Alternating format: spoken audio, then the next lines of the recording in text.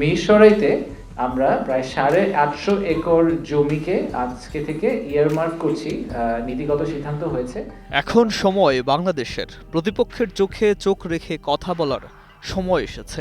আওয়ামী সরকারের সময় বিদেশি রাষ্ট্রের বশ্যতা মেনে কৌশলগত স্বার্থে আপোষ করে দেশ চালানোর যে ধারা তৈরি হয়েছিল, সেখান থেকে বেরিয়ে আসার স্পষ্ট বার্তা দিচ্ছে বর্তমান সিদ্ধান্তগুলো। তারই প্রতীকী উদাহরণ ভারতের জন্য বরাদ্দ থাকা জমিতেই এবার সমরাস্ত্র কারখানা তৈরি করছে বাংলাদেশ।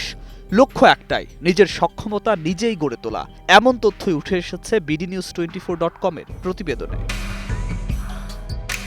বিদেশ থেকে দেশে রেমিটেন্সের টাকা আসে নিরাপদে, তাই আজই আপনার আপনজনকে বলে রাখুন, রেমিটেন্সের টাকা যেন শুধু নগদেই পাঠায়।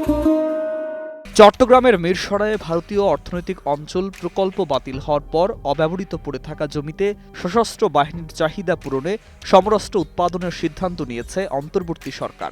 সোমবার বিকেলে ঢাকার ফরেন সার্ভিস একাডেমিতে সংবাদ সম্মেলনে এই সিদ্ধান্তের কথা জানান বাংলাদেশ বিনিয়োগ উন্নয়ন কর্তৃপক্ষ বিডার নির্বাহী চেয়ারম্যান চৌধুরী আশিক মাহমুদ বিন হারুন।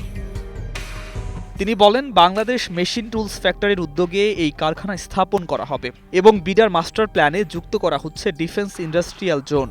উদ্দেশ্য বাংলাদেশকে প্রতিরক্ষা শিল্পে স্বনির্ভর ও অংশগ্রহণকারী দেশে পরিণত করা। বাংলাদেশ অর্থনৈতিক অঞ্চল কর্তৃপক্ষ বেজার গভর্নিং বোর্ডের সভায় এই সিদ্ধান্ত হয়, যেখানে সভাপতিত্ব করেন অন্তর্বর্তী সরকারের প্রধান উপদেষ্টা অধ্যাপক মোহাম্মদ ইউনূস।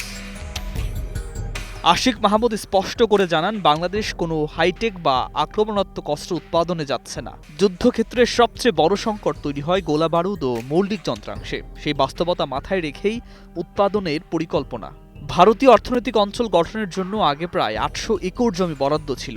আওয়ামী সরকারের সময় যে প্রকল্প বাস্তবায়ন হয়নি, সেই জমিতে এখন বাংলাদেশের সক্ষমতা বৃদ্ধির উদ্যোগ নেওয়া হয়েছে।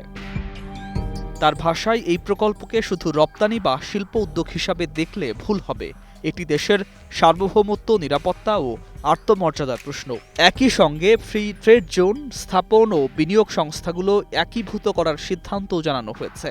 সব মিলিয়ে বার্তাটি এখন পরিষ্কার, আওয়ামী সরকারের নির্ভরশীলতার রাজনীতি পেরিয়ে বাংলাদেশ এখন নিজের শক্তিতে দাঁড়ানোর পথে। News desk, 21 television.